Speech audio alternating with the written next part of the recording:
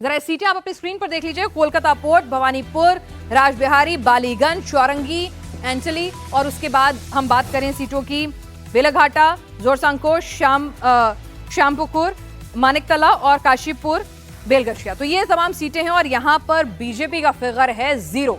और अगर 2024 की लीड की बात करें तो यहां लीड भी नहीं है। मतलब ये एक ऐसी जगह है, लीड है अगली उसमें देखिए जोरसंकोट, श्यामपुकुर, यहां पर बीजेपी को लीड जरूर 2024 में मिलती हुई दिख रही है। यानी कि 11 में से सिर्फ 2 सीटों पर बीजेपी को लीड मिलती हुई नजर आ रही है फिलहाल, अगर हम 2024 की लीड को ही माने सही तो।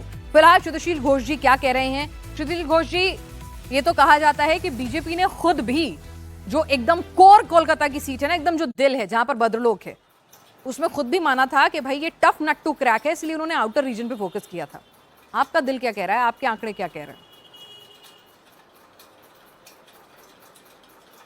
नहीं, ये बात सही नहीं है, क्योंकि अगर आप 2024 का आंकलन ले लेते हैं तो कोलकाता म्यूनिसिपल कॉरपोरेशन जो है ना, उसे आधे से भी ज़्यादा वार्ड में भाजपा वालों आगे चल रहे थे। इनफैक्ट सीएम ममता बनर्जी की जो भवानीपुर सेंटर है, वहाँ पर भी आप देख लो, वहाँ पे 8 में से 5 में भाजपा आगे चल रहे थे। तो उसके मतलब ये जो भद्रलोक वो मौन बना लिए थे, but only thing is that वो लोग वोट डालने नहीं पाते थे। इस बार खुल के वोट किया, जम के वोट किया, और इसके रीज़न ईवीएम जब खुलेगा तब देखा जाएगा। यहाँ पर टीएमसी है ही नहीं, वॉश आउट हो गया। यहाँ पर बस 3 ही सीट है जहाँ पर मुस्लिम पॉपुलेशन ज़्यादा है, जहाँ पर टीएमसी को मैं ढूंढ के उसको मिल रहा है। बाकी जगह में पूरा भाजपा के ही नाम बना रहा है। जो कोलकाता पोर्ट है, वो जो फिराद हकीम पहले 50,000 60,000 वोट से जीतता था, अभी शायद वो जीतेंगे, लेकिन मार्जिन 5,000 to 8,000 होगा।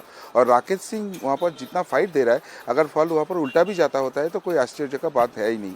उसके बाद सेकंड सीट आता है बालीगंज, जहाँ पर सुब्रतो मुखर्जी एक टाइम एमएलए हुआ करते थे। तो वो सीट में अभी बाबुल सुप्रियो को दिया था, अभी फिर से वहाँ पर चेंज हुआ है। तो वो बालीगंज सीट जीतते हुए दिख रहा है, क्योंकि वहाँ पर मुस्लिम पॉपुलेशन है। और तीसरे जो सीट है बेलेघाटा मुस्लिम पॉपुलेशन से भी ज़्यादा जो कांड हो गया। भाजपा का जो कैंडिडेट है वो वाला फैक्टर हो गया थोड़ा, उसके ऊपर भाजपा का कार्यकर्ता का मतलब फेवर नहीं था। तो ये 3 सीट है, ये टीएमसी के खाते में जा रहे हैं। तो आप 11 में से आप कह रहे हैं 11 में से सिर्फ टीएमसी को 3 मिलेंगी?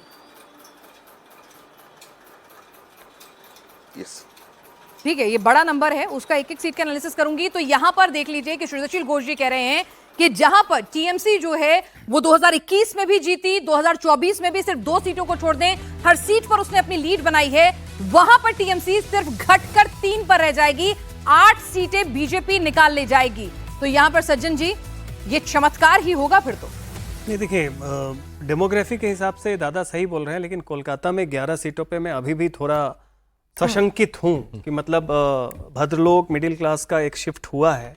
कितना हुआ है ये कहना मुश्किल है, क्योंकि हमने देखी फैमिलीज डिवाइडेड थी कि टीएमसी से डिसइल्यूजनमेंट था, तो कुछ तैयार थे कि बीजेपी को वोट देंगे, कुछ कह रहे थे नहीं टीएमसी से हम डिसइल्यूजनड हैं, लेकिन बीजेपी को लेके उनके मन में हेजिटेशन था। इसलिए मुझे लगता है कि मनोज जी बेहतर बताएंगे इनका लीड क्या कह रहा है। ठीक है, उसको लेके मैं अभी भी सशंकित हूँ। वो कह रहे हैं, वो लॉजिक है उनका कि वो कह रहे हैं कि भाई जो म्युनिसिपल जिता दिया, वोट देने नहीं देते थे भद्रलोक को, सोर्स जैमिंग होती थी, सोसाइटी के बाहर जैमिंग लगा देते थे और सोसाइटी वाले भद्रलोक के निकलते नहीं थे बाहर।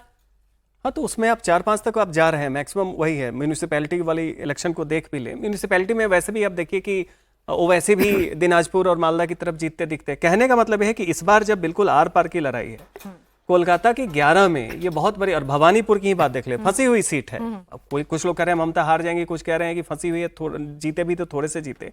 वही हाल हमें लगता है कि मुस्लिम मेजॉरिटी जो 3-4 सीटें इन्होंने बताई, चौरंगी, एंतले, कोलकाता पोर्ट और एक और, वो टीएमसी की तरफ है। लेकिन बाकी में ये देखना होगा कि किस तरीके से डिवीजन हो रहा है। ये मान के चलना, चूंकि वो ममता बनर्जी वोर एरिया रहा है सीपीएम के जमाने से, मैं वहां पे थोड़ा हेज कर रहा हूं। ठीक है, आप कितनी सीट दे रहे हैं? यहाँ पर सर ने जो दी है, क्षितिशील घोष जी ने, कोलकाता पोर्ट, चौरंगी और एंटली, ये 3 सीटें जो हैं वो टीएमसी को दी हैं।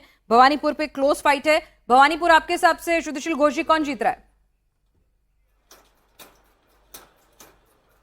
भवानीपुर में शुभेंदु दादा जीत रहा है। मैं जो 3 सीट बोल रहा हूँ, कोलकाता पोर्ट, बालीगंज और बेलेघाटा। अच्छा, बालीगंज और बेलेघाटा, सॉरी, ठीक है, बाकी बालीगंज और बेलेघाटा होगा। ठीक है, यहाँ पर चौरंगी और एंटली भी आप, बेलेघाटा, चौरंगी और एंटली भाजपा के लिए आ रहा है। ठीक है, भाजपा के लिए आ रहा है। ठीक है, ये तो बड़ी वो बात है। पूरा हिंदू चौरंगी बिल्कुल consolidation एकदम हो गया है, कोर पूरा हिंदू भद्रलोक, एकदम जिसे कहते हैं ना, एकदम परंपरागत बंगाली वहां पर रहते हैं, जो दशकों से वहां पर रहते आए हैं, और वो अलग तरह का बंगाली मानुष का, उनकी अस्मिता, एक अलग प्राइड है उसमें। सर मनोज जी, चौरंगी मेरे में भी आ रही है और आप में मेरा भी आ रही है? हाँ, और ओके। मेरे हिसाब से 7-4 का रेशियो रहेगा। 7 बीजेपी रहेगी और 4 टीएमसी रहेगी। 7 बीजेपी रहेगी। हाँ, और जहां तक भवानीपुर की मैं बात करूं तो भवानीपुर की सीटें फंसी हुई नहीं कही है, क्योंकि वहां सीएम है और पोल भी हुआ है अच्छा, तो इसलिए उसको दिया जा रहा फाइट में। लेकिन जो वहां सिचुएशन दिख रहा था, जो स्थितियां दिख रही थी और ममता संघर्ष करते हुए दिख रही थी, उस हिसाब से मुझे लग रहा है कि ये सीट बीजेपी के पास आ रही है। बीजेपी ये तो 3 ही दे रहे हैं, तो आपने चौरंगी और ऐड करा दी। हाँ। ठीक है सज्जन जी, आपने कितनी दी है? नहीं, मैं अभी दे नहीं रहा, मैं उस पर हेज कर रहा हूँ, क्योंकि मुझे अभी भी जो मिडिल क्लास बंगाली है उनका शिफ्ट बीजेपी की तरफ हुआ है। ठीक है। और वो डिवाइडेड फैमिली थी, उसका क्या नतीजा निकलेगा। ठीक है। बीजेपी की सीटें जरूर बढ़ेंगी, लेकिन बड़ा मुश्किल है कहना, क्योंकि हमने कोई क्वांटिटेटिव सर्वे नहीं किया। ठीक है, लेकिन सीटें बढ़ेंगी आप भी कह रहे हैं, मतलब बिल्कुल, 11 नहीं रहे। जीरो है, नहीं, वो नहीं, जीरो का फिगर जो है वो बढ़ेगा, ये तो तय है। बिल्कुल बिल्कुल। और आपको एक बात बता दें, यहीं से कलकत्ता नहीं, पूरे बंगाल का मूड को भी समझने में बड़ा आसानी हुई है। ठीक है। जब हम लोग सर्वे करने गए थे तो ये हम लोगों की कोशिश थी कि चूंकि ये कोर वोट जो थे, जो बंगाली थे, अभद्र लोग की जिसकी बात की कहे थे, इनको समझना बहुत जरूरी था कि इस बार ये क्या सोच रहे ठीक हैं। है। जब इसका आप पूरी तरह से एनालिसिस कर लेंगी, तभी पूरे बंगाल को समझ पाती कि कैसे होगा, क्योंकि यहीं से एक मैसेज आना था और मुझे लग रहा है कि इस पर मैसेज गया है। मैसेज गया है।